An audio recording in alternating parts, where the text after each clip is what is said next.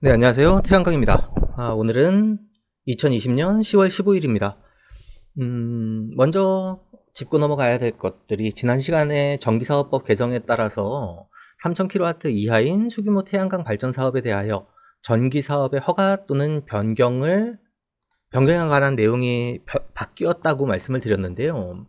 그것 때문에 설비를 준공을 하고 개발행위 완료를 하고 에너지관리공단에 설비 확인하는 것이 어떻게 되냐 라는 내용들이 조금 명확하지 않다라고 말씀을 드렸는데, 우리가 발전사업 허가를 받을 땐 전기사업 허가를 받지 않습니까? 발전사업 허가라고 많이 표현하시는데 그게 전기사업 허가지 않습니까? 그거는 전기사업법에 따라서 관계기관의 지자체의 전기사업에 대한 허가를 받는 건데, 지금 전기사업법 개정안은 전기사업 허가에 대한 것만 개정이 되었는 내용이다 보니까 실질적으로 에너지관리공단에서는 적법한 절차에 맞게 명의가 들어와서 설비 확인만 하면 문제가 되지 않는다.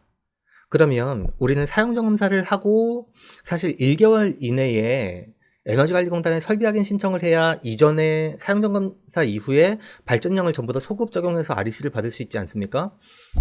둘 중에 하나죠. 그럼 1개월 이내에 사업 개시 신고를 하고 지목 변경을 완료한 후에 에너지관리공단에 설비 확인을 낸다든가, 그러니까 명의 변경을 한 후에요. 그게 아니면 1개월이 넘어갈 것 같으면 뭐 그 앞전에 받는 REC를 포기하면서라도 사실 설비 변경을 해서 명의 변경을 해서 에너지관리공단에 설비 확인을 들어가는 건 법률상 문제가 없다. 에너지관리공단은 그것까지 문제를 삼을 만한 규정은 없다라는 내용까지는 확인을 했습니다. 그러다 보니 지금 말씀드린 두 가지, 1개월 내에 빨리 처리를 한다거나 아니면 조금 더 늦어져서 REC를 포기한다라고 들어가면 사실 크게 문제가 없을 수도 있지 않겠나? 라고 생각이 됩니다. 쉬운 일은 아니지만 사실 불가능한 게 없죠. 생각하시는 것들도 다 많으신데 다들 좀 똑똑하신 것 같아요. 미처 제가 생각 못했던 내용들도 많이 생각을 하신 것 같고, 뭐 여러 가지 방법들로 수익성을 극대화하기 위한 방안들을 찾으시는 거니까 사실 뭐 그게 불법이 아니면 사실 크게 문제될 건 없고, 그렇게 진행하시는 또 준비하시는 분들이 많이 계신 걸로 알고 있습니다. 오늘은 일단 REC 현물 금액이 이번 주에 38,700원으로 떨어져서 이번 주 목요일 거래까지 38,700원에 보합을 하고 있습니다. 예전에 제가 상반기 때 3만원대로 떨어져서 제가 신규로 진입하시는 분들한테 REC 현물 금액이 이 정도라도 견디실 수 있겠습니까? 라고 말씀을 드린 적이 있습니다. 그런데 그때는 지금처럼 S&P가 많이 떨어지지 않았을 때죠. 그때도 S&P가 비싸진 않았지만 지금은 S&P가 거의 이번 달 같은 경우는 50원대로 떨어져 있는 상태다 보니까 REC랑 S&P를 합해서 10만원이 안 되는 겁니다. 10만원 미만으로 떨어져 있는 상태고, 뭐 바닥을 쳤으니 올라가긴 하겠지만 그것조차도 우리가 코로나 사태를 예측하지 못했던 것처럼 시장 상황을 함부로 예단하는 거는, 희망을 갖는 거는 좋겠지만 예단하기는 어려운 상태가 아닌가? 라고 생각이 됩니다. 그리고 지금 오늘 경쟁입찰 접수 결과 안내가 나왔습니다. 그래서 봤더니 경쟁률이 그렇게 높지 않다 라고 생각이 되고요. 지금 전체 경쟁률로 봤을 때 우리가 앞전에 그러면 경쟁률들이 얼마나 됐나 하고 비교를 해봤고, 이거랑 봤을 때 지금 저희가 2020년 하반기 경쟁률, 토탈 경쟁률이 2.9대 1 정도 되더라고요. 이걸 다 계산을 해봤더니. 그러면 2.9대 1이 있었던 적이 있습니다. 그런데 2.9대 1이 있었던 데는 정책 변경이 예정이 됐었던 때, 정책이 갑자기 변경이 된다든가 뭐 시행 규칙, 시행 내역이 변경이 돼서 시장에 조금 혼란이 있을 때, 그럴 때들 경쟁률이 많이 떨어졌었습니다. 근데 반대로 그렇게 경쟁률이 떨어진 다음에는 경쟁률이 또 많이 큰 폭으로 올랐던 것들을 볼 수가 있거든요. 그렇다 보니 뭐 무조건 맞다 틀리다 어떤 게 정답이다라고 보기는 어려운 상황인 것 같고요. 2.9대 1인데 다만 저희 동료들이랑 지금 얘기를 해본 건 최고가와 최저가의 선정 금액의 차이가 엄청나게 클 것이다. 탄소 등급을 배제하고요. 3등급 기준으로 봤을 때도 높게 쓰셔서 선정되신 분들이랑 낮게 쓰셔서 선정되시는 분들의 가격 차이가 엄청 클 겁니다, 사실. 시장 정보가 많이 없으신 분들이 되게 무리하게 낮게 쓴 내역들도 많이 있는 것 같고, 또 뭐 여러 가지 희망을 가지고 높게 쓰신 분들도 있을 것 같고요. 그러다 보니 선정 결과가 나오면 금액의 차이는 조금 많은 폭으로 크지 않겠나라고 생각이 됩니다. 그리고 이제 탄소 배출권, 탄소 등급에 대해서 제가 조금 리뷰를 해보려고 하는데요. 올해 하반기 지금 탄소 등급이 들어오면서 입찰을 진행한 것에 대해서 혹시 상반기랑 다른 점을 눈치채신 분들이 있으신가요? 뭐 많은 분들이 눈치는 채셨겠지만, 우리가 이전에 입찰에 들어가면 1등급, 2등급의 모듈을 정해놓고 정해놓은 모듈을 사용을 해야 된다. 만약에 입찰 때 정해놓은 모듈을 사용하지 않으면 어떻게 해야 되냐? 그러면 동급 이상의 제품들, 그것조차도 그 모듈의 단종 공문을 확인한 후에 동급 이상의 제품을 사용해야지 다른 제품으로 변경이 가능했습니다. 그런데 이번 입찰에 탄소 등급을 가지고 들어간 제품들 같은 경우는 고정 가격 계약, 경쟁 입찰 신청 시 제출한 태양광 모듈 탄소 배출량 검증 인증서와 다른 모듈을 설치하는 경우에는 선정 취소 및 선정일로부터 3년간 경쟁 입찰 참여를 제한할 수 있습니다. 단, 태양전지 모듈의 효율이 같거나 그보다 높고 태양광 모듈 탄소 배출량이 같은 수준이거나 그보다 적은 모델로 변경한 경우에는 예외로 합니다. 2등급을 1등급으로 사용하거나 아니면 똑같은 2등급으로 사용하면 예외가 된다, 사용할 수 있다라는 얘기죠. 그래서 이걸 또 에너지관리공단에 문의를 해봤습니다. 그랬더니 맞다, 나와 있는 그대로다. 다만 사전에 에너지관리공단에 신청을 하고 확인만 받으면 된다. 뭐 인증서들 넣고 어떻게 변경을 할 건지에 대해서 사전 승인만 받으면 다른 제품으로 사용할 수 있다. 입찰에 탄소 등급을 적용을 한 게 사실은 국산 제품들을 좀 장려하기 위함이죠. 국산 제품들을 장려해서 뭐 저탄소 제품들을 많이 사용을 해야 되겠지만 국산 제품들을 장려하려는 계획도 당연히 있었을 테고, 그런데 지금처럼 2등급의 제품들을 마음대로 바꿀 수 있다 라고 한다면 우리는 지금 뭐 6, 7개월 정도까지 준공을 늦출 수가 있지 않습니까? 그런데 한화 2등급을 받았다, 신성솔라에너지 2등급을 받았다, 아니면 한솔 2등급을 받았다. 그래서 입찰에 선정이 됐습니다. 버티는 거죠. 연장 계속하면서. 제가 지난 영상에서도 등급 선정이 되신 분들 준공을 서두르실 필요는 없으실 것 같아요. 개통이 확보가 돼 있으시다면 공사를 최대한 늦추시는 게 시공 비용을 낮추는 역할을 하지 않겠습니까? 라고 말씀을 드렸는데, 지금 중국산들도 인증 신청을 하고 있지 않습니까? 1등급은 그래, 하나만 가지고 있다라고 치고, 국산 제품들만 1등급이 가능하다고 치고, 그럼에도 불구하고 2등급 제품들은 사실 중국산 제품들이라고, 중국에서 생산했으니까 2등급이야라고, 2등급도 줄 수가 없어라고 얘기할 수 있는 상황은 아니지 않습니까? 그럼 중국산 제품들도 2등급이 나올 겁니다. 지금 코로나로 인해서 공장 실사가 늦어지고 뭐 여러 가지 제약들이 있어서 계속 반려를 하고 있는 것 같아요. 그래서 탄소 인증이 추가로 나오지 않고 있는데, 내년 중순까지도 계속 안 나올 수 있을까요? 그럼 내년 하반기에도 계속 안 나올 수 있을까요? 그때 되면 모든 제품들이 탄소 등급을 받겠죠. 3등급이 아니라 2등급 이상을 전부 다 받기 위해서 노력을 하겠죠. 그래서 2등급 제품들이 점점 많아진다면 탄소 인증제를 한 의미가 있을까요? 지금 저는 에너지관리공단에서 어떤 계획을 가지고 이렇게 만들어놨는지 되게 궁금한데, 국산 제품을 장려하는 거 좋습니다. 그런데 입찰에서 제품들을 이렇게 바꿀 수 있게 특약사항을 만들어 놓고 타회사 제품으로 그냥 탄소 등급만 동일하면 바꿀 수 있게 해놓으면 사실 탄소 등급 때문에 가격이 많이 올라갔지 않습니까? 지금 얘기하는 호가가. 그런데 중국산 제품들도 전부 다 탄소 등급 2등급을 받아버리면 지금 탄소 2등급, 우리 탄소 인증받은 것 때문에 가격이 비싸요라고 얘기를 하는 것들이 되게 허망하게 떨어질 수도 있거든요. 그럼 탄소 인증 등급이 제조사들의 가격을 올리기 위한 수단으로 만들어 놓은 겁니까? 아니겠죠. 탄소 등급 때문에 REC 금액은 올라가겠죠. 왜냐하면 탄소 2등급 받은 것들은 최소한 뭐 16만 2천 원일 때 17만 2천 원까지 받을 수 있으니까 그 정도 가격 차이가 나니까. 그러면 REC를 높이기 위해서 탄소 등급을 만든 겁니까? 그것도 아니죠. 제조사를 위한 것도 아니고 REC를 높이기 위한 것도 아니고 국내 제품들을 장려하고 저탄소 제품들을 육성하기 위한 건데, 그렇게 돼서 중국산들도 전부 다 탄소 등급을 받아온다면 그때는 또 어떻게 하려고 그러지? 그때는 또 정책을 바꿀 겁니까? 지금 제가 탄소 1등급, 2등급, 1등급은 뭐 모르겠고 2등급으로 선정이 되는 제품들이 많을 텐데, 그분들이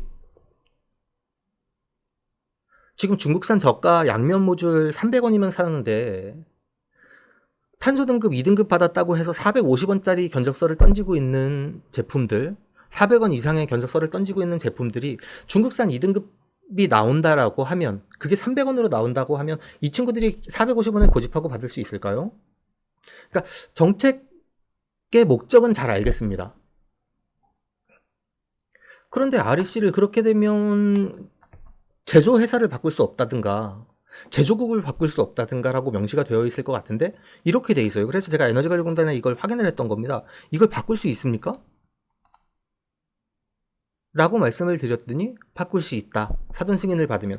그렇다고 해서 중국산 제품들의 사전 승인을 신청을 하면 무조건 반려를 할 수 있는 근거 조항이 있느냐? 없거든요. 지금 상태에서는. 이 탄소인증제라는 제도를 만들어 놓은 게 REC가 높아짐으로 인해서 제조회사 몇몇 군데에 돈을 벌기 위함이냐? 그게 아니라, 그러면 지금 선정된 2등급, 1등급에 선정된 제품들이 전부 다 준공을 할 때까지 6개월, 7개월 동안 중국산 제품들의 인증을 안 해줄 것이냐? 그것도 공정 경쟁이 아니죠, 사실은. 그러니까 RPS 정책 자체가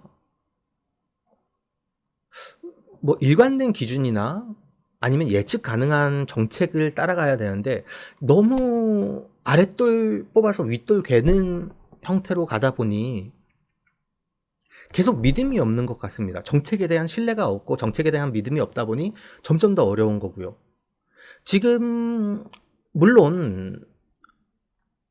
물론입니다. 물론 경쟁률이 이렇게 낮아질 것 같으면 사실 이번 입찰 경쟁률이 예상보다 많이 낮죠. 왜냐하면 상반기에 2기가 정도가 준공을 했다라고 했고 상반기 입찰에서 떨어진 물량들이 있는데 입찰에 참여한 물량들이 그렇게 많지가 않은 겁니다.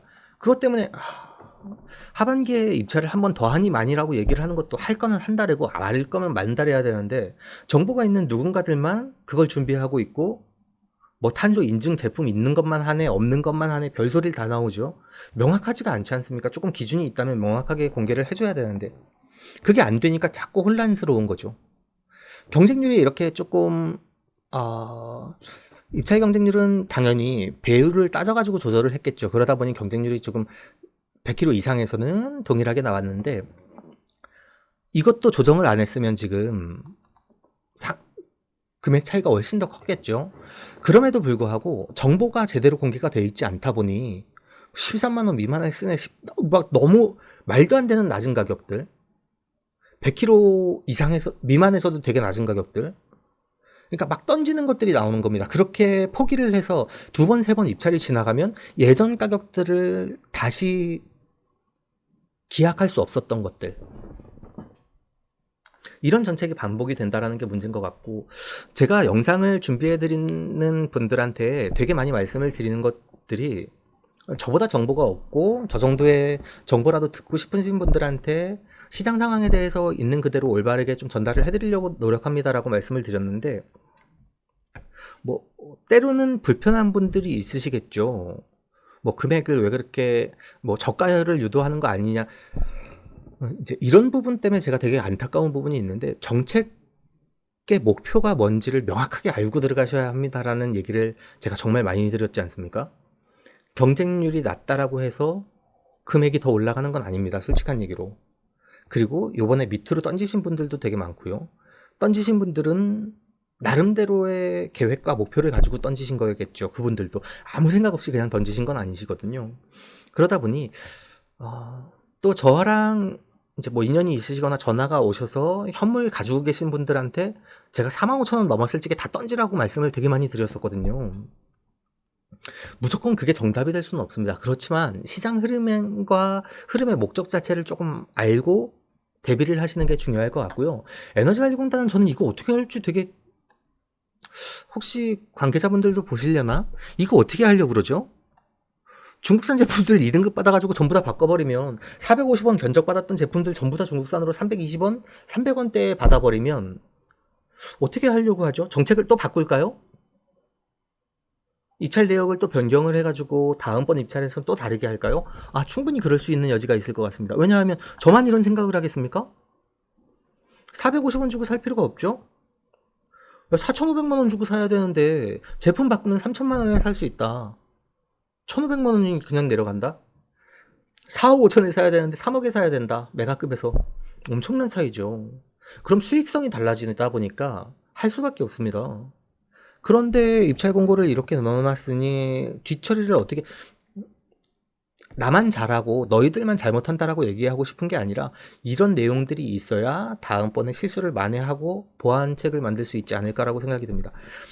조금 답답한 부분들이 있다 보니까 또 아까 제가 뭐 양도양수권도 말씀을 드렸는데, 전기사업 허가를 담당하는 지자체에서 하는 일이 다르고, 전기안전공사에서 하는 일이 다르고, 한전에서 하는 일이 다르고, 세무서에서 하는 일이 다르고, 발전사에서 하는 일이 다르고, 에너지관리공단에서 하는 일이 다릅니다. 그 모든 것들이 발전 사업자들한테는 정말 나름대로의 갑질을 엄청나게 많이 하고 있고요. 올해 하반기 같은 경우는 저희가 제가 양도양수를 전문으로 하다 보니 이 업무들을 되게 많이 깔끔하게 한 방에 처리를 다 해나가고 있는데, 올해 5월 이후에 양도양수 진행하는 것들은 거의 한 4개월이 걸렸습니다. 담당자들이 다 재택근무를 하고 있습니다. 발전사랑 에너지관리공단이랑 업무가 진행이 안 돼요. 그럼에도 불구하고 우리는 맨날 기다려야 되고, 예전에 좀 유기적으로 연대를 해서 산업이 성장해 나가는 게 올바르게 성장을 해 나가고 예측 가능하고 안정적으로 좀 성장을 해 나갔으면 좋겠는데, 그거에 대한 아쉬움이 많습니다. 불만이 많아서 그런 게 아니라 아쉬움이 많습니다. 그래서 올바르게 안정적으로 좀 성장할 수 있는 시장이 됐으면 좋겠고요.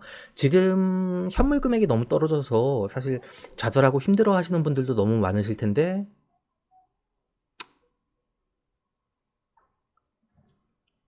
뭐 대책 없는 희망을 드린다는 것보다는 시장 상황을 올바르고 안정적으로 제대로 있는 그대로 정보의 비대칭이 일어나지 않도록 최대한 알려드릴 수 있도록 노력을 하고 있으니까요. 혹시 뭐 남들이 모르는 정보들 알고 계시면 많이 공유를 좀 해주세요. 공유를 해주셔야 누구나 같이 정보를 알 수 있고, 그것들을 좀 정보의 대칭을 이룰 수 있지 않을까요? 저는 좀 그런 생각을 합니다. 몇몇 사람들만 알아서 몇몇 사람들만 앞서 나가는 게 아니라, 특정 업체들만 성장하는 게 아니라 산업 자체가 올바르게 성장을 해야 되다 보니까 그거에 대해서 조금 도움이 됐으면 좋겠습니다. 오늘은 조금 주절주절한 것 같은데요. 오늘 요번 주에 새로 나온 이슈들에 대해서 정리를 좀 해드렸고, 입찰 결과 나올 때까지 힘드신 분들 많을 겁니다. 모쪼록 좋은 결과 있으시길 바랍니다. 다음 주에도 유익한 내용으로 영상 준비해 드리도록 하겠습니다. 감사합니다. 가짜 뉴스와 잘못된 정보들이 넘쳐나고 있습니다. 스팸과 사기꾼 예방을 위해서 참여가 필요합니다. 첫 번째, 3개의 점을 눌러주세요. 두 번째, 신고를 클릭해주세요. 세 번째, 스팸 또는 오해 소지가 있는 컨텐츠를 선택하세요. 네 번째, 대량 광고 또는 사용자를 현혹하는 컨텐츠를 클릭하세요. 다섯 번째, 싫어요를 눌러주세요.